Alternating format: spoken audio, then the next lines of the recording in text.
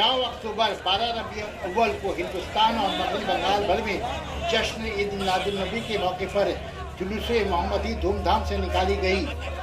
खर्दा में जुलूस मोहम्मदी आन बान शान के साथ निकाली गई।